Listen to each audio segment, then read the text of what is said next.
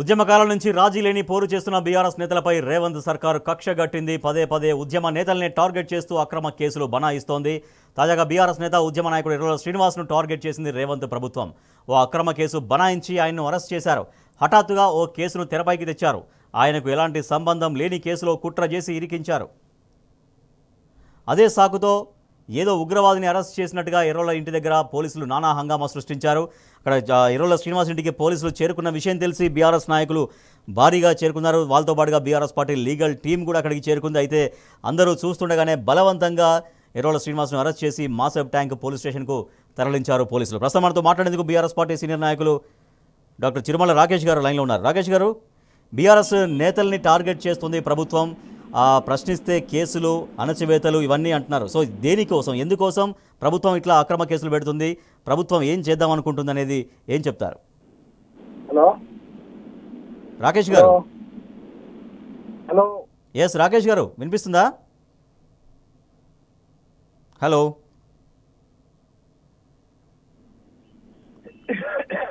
రాకేష్ గారు, వినిపిస్తుందా? మీ వాయిస్ చాలా స్లోగా ఉందండి. సరే, నా వాయిస్ వినబడుతుంది కదా? యా, ఫైన్ చెప్పండి. అదే ఎర్రోల శ్రీనివాస్ అక్రమ అరెస్టు, దానికి సంబంధించి అంటే బలవంతంగా పోలీసులు. ఎర్రోల శ్రీనివాస్ గారు ఆ రోజు జరిగినటువంటి సంఘటన ఏదైతే 3rd December, I think 3rd or 4th, ఆ రోజు జరిగినటువంటి సంఘటన ఏంటంటే, ఆల్రెడీ పాడి కౌశిక్ రెడ్డి గారు, గౌరవ ఎమ్మెల్యే గారు, అది ఏసీపీ గారు అపాయింట్మెంట్ తీసుకున్నారు. ఏసీపీ గారు 3 గంటలకు అపాయింట్మెంట్ ఇచ్చారు. అపాయింట్మెంట్ ఇచ్చిన టైంలోనే వారు అక్కడికి వెళ్ళడం జరిగింది. వెళ్ళిన క్రమంలో సిఐ గారిని అప్లికేషన్ తీసుకోమంటే, నేను తీసుకొని నాకు అర్జెంట్ పనున్నది పోతా అని చెప్పేసి అంటే, స్టేషన్కి వచ్చినప్పుడు ఒక ఎమ్మెల్యేకు అపాయింట్మెంట్ ఇచ్చారు. స్టేషన్ హౌస్ ఆఫీసర్ గా మీరు అప్లికేషన్ తీసుకోరే అంటే ఆ కంప్లైంట్ ఇవ్వడం కూడా విధులకు ఆటంకం కలిగించడం అంటే, మరి పోలీస్ డిపార్ట్మెంట్ ఏం పని చేస్తుంది? పుష్ప సినిమాకు కేసులు పెట్టుకుంటూ తిరుగుతుందా? లేదా పుష్ప సెటిల్మెంట్ కు వాళ్ళని పిలిచి ఏది పోలీస్ స్టేషన్ లో కూర్చుని పెట్టి మాట్లాడుతుందా? ఈరోజు పుష్ప సెటిల్మెంట్ అయిపోయింది. మేము రాజకీయాల్లో ఉన్నాం కాబట్టి సెటిల్మెంట్ చేయలేం కదా. కాబట్టి ఒక నాయకుడిని ఎస్సీ ఎస్టీ కమిషన్ చైర్మన్ గా చేసిండు ఆయన, ఒక మెడికల్ కార్పొరేషన్ చైర్మన్ గా చేసిండు. అలాంటి గౌరవప్రదమైనటువంటి వ్యక్తిని అరెస్ట్ చేయడం అంటే ఎంత దుర్మార్గం చూడండి. దానికి కూడా ఒక నోటీస్ లేదు, ఒక తాకీదు లేదు, ఏం లేదు. ఇంటి మీద పడడం, అరెస్ట్ చేయడం, ఇంటి మీద పడడం, అరెస్ట్ చేయడం, లేకపోతే ఇంటి మీదకి దాడికి ఊసిగొల్పడం మనం చూసాం కదా. ఏదైతే మొన్న వాళ్ళ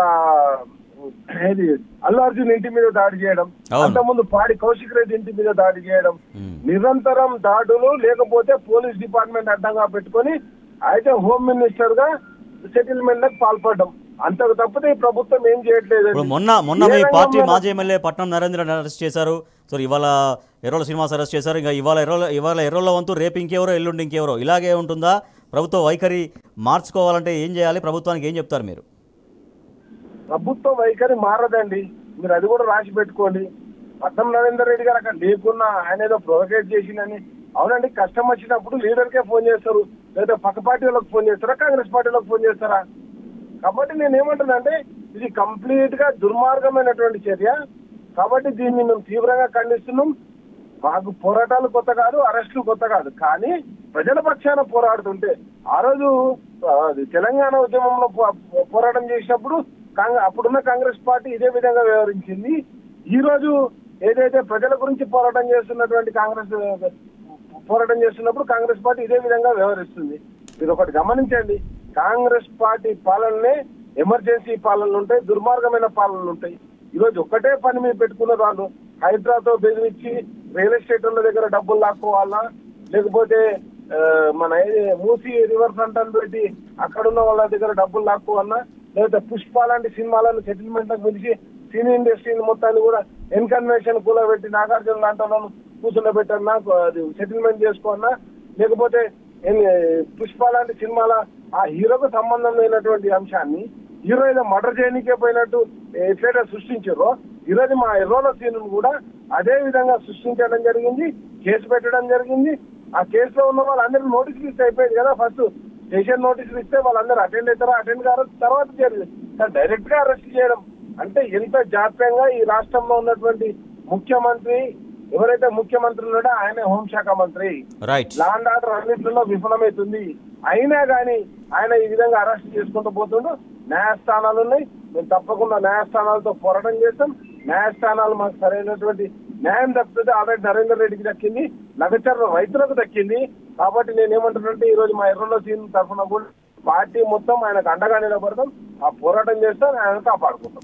right, thank you so much Rakesh గారు. శాంతి భద్రతల పరిరక్షణలో ముమ్మాడికి ప్రభుత్వం విఫలమైంది. ముఖ్యమంత్రి రేవంత్ రెడ్డి దగ్గరే హోంశాఖ మంత్రి బాధ్యతలు కూడా ఉన్నాయి కాబట్టి ఆయన హోంమంత్రిగా కూడా విఫలమయ్యారు. కేవలం బెదిరింపులు, అరెస్టులు, అక్రమాలు, నిర్బంధాలు, కేసులు ఇవే ప్రభుత్వ వైఖరిగా, ఇదే హోంశాఖ పనిగా రాష్ట్ర ప్రభుత్వం భావిస్తోంది తప్పించి ప్రజా పరిపాలనపైన, ప్రజలకు అందాల్సినటువంటి అంశాలపైన ప్రభుత్వం మాత్రం పూర్తిగా పరిపాలనను, వ్యవస్థల్ని గాలి కొదిలేసింది అనేది బీఆర్ఎస్ పార్టీ ఆగ్రహం వ్యక్తం చేస్తోంది. ఎన్ని కేసులు పెట్టినా కూడా ప్రజల పక్షాన నిలబడతాం, ప్రజా సమస్యల పరిష్కారం కోసం ఈ ప్రభుత్వాన్ని నిలదీస్తూనే ఉంటామని బీఆర్ఎస్ పార్టీ చెబుతుంది. న్యాయస్థానాలపైన మాకు నమ్మకం ఉంది, న్యాయ వ్యవస్థపైన నమ్మకం ఉంది, ఖచ్చితంగా న్యాయస్థానాల్లో మాకు న్యాయం జరుగుతుంది, దానికోసం లీగల్గా ఎంతటి పోరాటానికైనా మేము ముందుకెళ్తామంటూ బీఆర్ఎస్ పార్టీ చెబుతోంది. ఈ మేరకు ఇవాళ కాసేపటి క్రితం బీఆర్ఎస్ పార్టీ సీనియర్ నేత డాక్టర్ ఎర్రోళ్ల శ్రీనివాస్ని పోలీసులు బలవంతంగా అరెస్ట్ చేశారు. ఈ ఉదయం 4 గంటలకే పోలీసులు భారీగా ఎర్రోళ్ల శ్రీనివాస్ ఇంటికి చేరుకున్నారు. అక్కడ 4-5 గంటల సమయంలో డోర్లు కొట్టి తమని, తమ ఇంటి సభ్యులని అందరినీ కూడా భయభ్రాంతులకు గురి చేశారని, తనను అన్యాయంగా, అక్రమంగా అరెస్ట్ చేశారని, ఎటువంటి ఇన్ఫర్మేషన్ లేకుండా, కనీసం నోటీసులు ఇవ్వకుండా, ఎఫ్ఐఆర్ ఎట్లా అయిందని చెప్పకుండా, ఎఫ్ఐఆర్లో తన పేరు ఉందా లేదా చూపకుండా, అసలు ఉంటే కనుక ఏ సెక్షన్ల కింద కేసులు పెట్టారని చెప్పకుండా పోలీసులు తనను బలవంతంగా లాక్కెళ్తుండడం పట్ల ఎర్రోళ్ల శ్రీనివాస్ తీవ్రంగా ఆగ్రహం వ్యక్తం చేశారు. ఈ ప్రభుత్వ వైఖరి నశించాలి అంటూ ఆయన నినాదాలు చేస్తూ బయటకు వెళ్లారు. అయితే బలవంతంగా పోలీసులు అరెస్ట్ చేసి పోలీసు వ్యాన్లో తరలిస్తున్నటువంటి సమయంలో బీఆర్ఎస్ పార్టీ నాయకులందరూ కూడా పోలీసు వెహికల్కు అడ్డంగా నిలబడి ప్రభుత్వ వైఖరిని ఎండగట్టారు. సీఎం రేవంత్ రెడ్డికి వ్యతిరేకంగా నినాదాలు చేశారు. అట్లా వాళ్ళని పక్కకు తప్పించి మరీ ఎర్రోళ్ల శ్రీనివాస్ని బలవంతంగా మాసబ్ ట్యాంక్ పోలీస్ స్టేషన్కు తరలించారు. ఈ బలవంతపు అరెస్టుల్ని, అక్రమ కేసుల్ని ఎదుర్కొని తీరుతాం, న్యాయస్థానాల్లో న్యాయం సాధించుకుంటామని బీఆర్ఎస్ పార్టీ స్పష్టం చేస్తూ ఉంది.